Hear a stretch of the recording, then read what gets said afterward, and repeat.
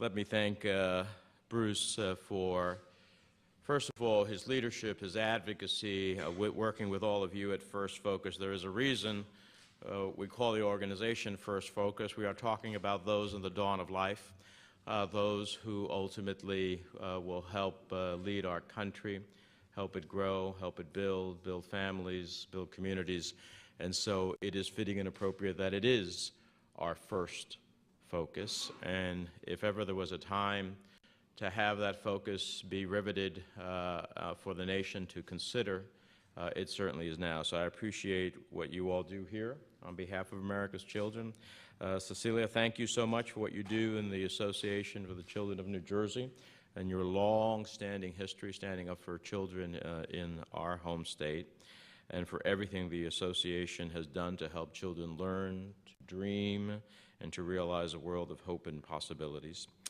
And I certainly appreciate the recognition and the Champion for Children Award. Everyone here who has for so many years worked so hard to improve the lives of children across America. It's really an honor, and your work has been an inspiration to me, and I'm just thrilled that at times I have been able to use your work as the foundation by which we have created legislative action. You know, your example has inspired all of us who believe we have a collective role as a community, each of us working for the betterment of all of us, to do more than simply talk about family values, but to stand up and act for them. Stand up and support programs and initiatives that actually help families struggling to make ends meet. In difficult economic times, it's the children who suffer most when budgets are slashed at the hands of those who blithely talk about values and the importance of family and children and social justice, but in fact stand firmly against any effort to live by those values and help people who need help.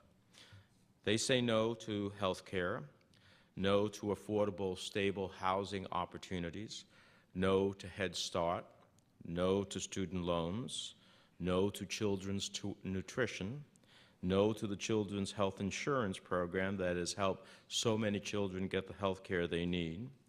I hear the speeches of family values and patriotism and the waving of the flag, and yet they stand in the way of any effort to help children at risk, all in the name of an ideologically driven social agenda that values individual rights and freedom over community and shared responsibility. And we call that responsible leadership. I call it wrong in terms of values. We are seeing a philosophy played out in the debt limit debate, which I just left Capitol Hill from. Their ideology demands that they protect not children or families, but entitlements for the most entitled Americans. I find it hard to understand how we will have massive slashing of Medicaid, which is, of course, health care provisions for children who are poor, significant slashing on health insurance, broader than Medicaid, looking at the whole nature of dramatically reducing Pell and Perkins. And as someone who grew up poor in a tenement in New Jersey, the first of my family to go to college, I certainly wouldn't be a United States Senator and speaking to you here today, but for the power of Pell and Perkins in my own life in terms of being able to go to college. And yet, those entitlements can all be on the chopping block, but the benefits given to the top 5 big oil companies that will make $144 billion in profits this year, and yet collect $21 billion of our collective money, those entitlements cannot be touched. Corporate executives and their jets cannot be touched. Millionaires and billionaires cannot be touched. But those who are the most vulnerable among us seem to be an entitlement that can easily be slashed.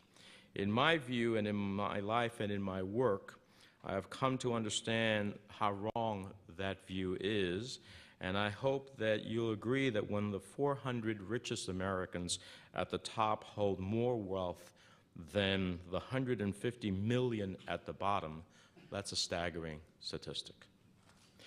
It's clear to me that the protection of the entitled has nothing to do with balancing the budget or reducing the deficit, nothing to do with values, nothing to do with faith, nothing to do with community responsibility, and everything to do with an extreme political agenda that is, in fact, in my view, anti-community and anti-child. I believe we can do better for families, better for every child in America, if we live and govern by the values that we preach. So if you hear a sense of alarm in my comments, you think you just need to look at the headlines to understand. There is no question that we cannot continue to have debt rise as a percentage of GDP and be a prosperous country. There's no question about that. But how we meet that challenge and how there is truly shared sacrifice at the end of the day is critically important, particularly important not to balance the budget on the backs of children and the most vulnerable in our society. So, having said that, let me tell you what we have done to stand up for children and to have a different approach to government. We've continued to strive for a community approach to leadership on children and family issues, realizing that above all, we are one indivisible nation, united by our common interests and concerns, not divided by our differences, political or otherwise. Standing up for what's right and best for children, in my mind, is we have a process in our office when certain issues come up. We call it the no-brainer process. It basically means it doesn't have to rise to my level to say yes or no, because it's pretty much a no-brainer. And it seems to me that standing up for what's right for children is a no-brainer. It has no political boundaries, as some would have us believe. It is simply the right thing to do in what is America's interest in the long term. That's why I will proudly introduce this week, as I have in the past, and I have a sense of how I might try to accomplish it in this Congress, the Children's Budget Act. It will require the President, as part of his annual budget proposal to Congress, to submit specific information on how the budget will affect children. What would they gain? What would they lose? How would they fare in the budget the President sends to the Congress? In effect, it would require an annual accounting of this nation's commitment to its children, therefore making children a national priority by shining a light on how much of the budget is directed at our most vulnerable population. The Children's Budget Act makes every child in America, regardless of the happenstance of where they were born into and where they live, a national priority. And I say to my friends in the Congress, it's all about values. We're not just talking the talk. We're asking, by the introduction and passage of such a budget, to walk the walk.